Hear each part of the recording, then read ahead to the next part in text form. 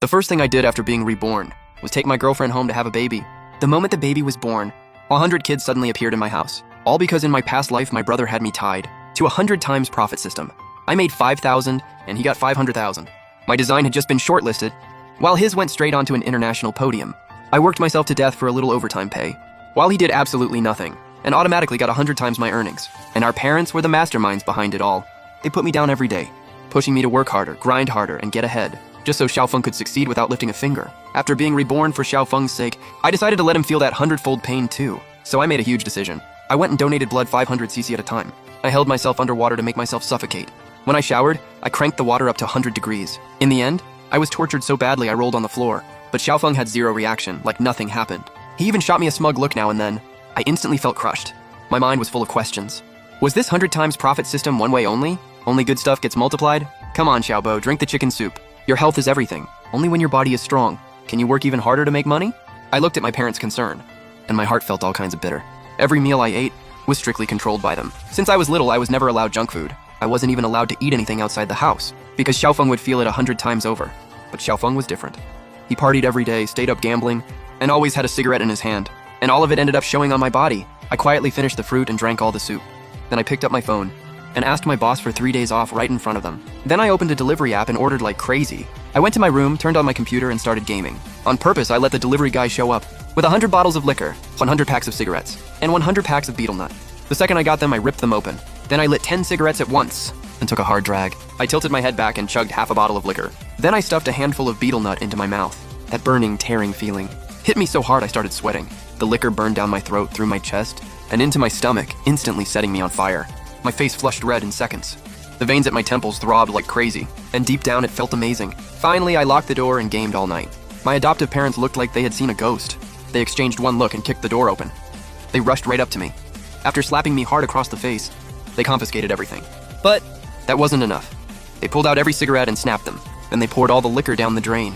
Xiaobo, are you possessed or something? I will not let you destroy your own body like this, I sneered inside. If smoking and drinking are so bad, then why can Xiaofeng do it, but I can't? It was like if I took one puff, World War III would break out. I stared at the two people who looked ready to kill me, and a bold theory suddenly flashed through my mind.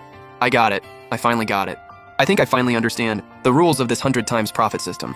I couldn't help laughing out loud. My adoptive parents saw me acting crazy and thought I was drunk out of my mind. They looked at me in disgust and said, "Is your brain full of crap? Get to the hospital and get your stomach pumped. Throw up every drop of that liquor. This kid must be cursed. What a disgrace to this family. The way he is now, he doesn't deserve to be a son of the Xiao family." That's right, I don't. Because I'm not your son. Those words were like a drop of water hitting boiling oil. Everything exploded. My adoptive parents widened their eyes, mouths hanging open. For a long time, they couldn't say a word. What nonsense are you talking about? We say a few words because we care, and now you want to cut ties with us? Let me warn you one last time. Tell your precious son to fend for himself. Before they could even react, I grabbed my things and walked out. At the door, I ran right into Xiaofeng swaying on his feet.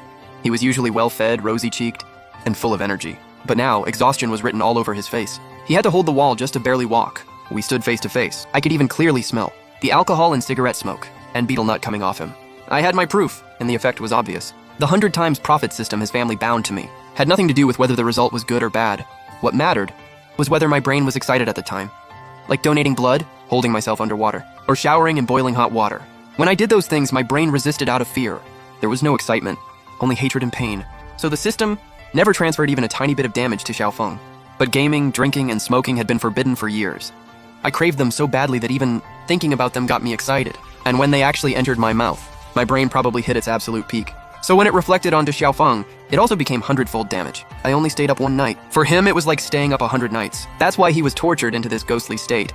No wonder I was almost 30, and my parents never let me get a girlfriend. They wouldn't even let me talk to girls. Turns out they were afraid. Afraid that once I got a taste of pleasure, I'd wreck Xiaofeng's body. Fine, you three from the Zhao family. You use this evil system to let Xiaofeng openly suck me dry. If getting excited works this well, then I'll get so excited I touch the sky. Once I figured it all out, I instantly straightened my back. I was so hyped I couldn't hold it in, ignoring my adoptive parents' protests. I moved out, none of them could find me, and I let loose with no fear. By the time I woke up, it was already afternoon. The first thing I did was order delivery. Then I drank and gamed until the next day. 30 years of bottled up emotions finally poured out. Every sip I took made me think of Xiaofeng. Was he also flying high right now?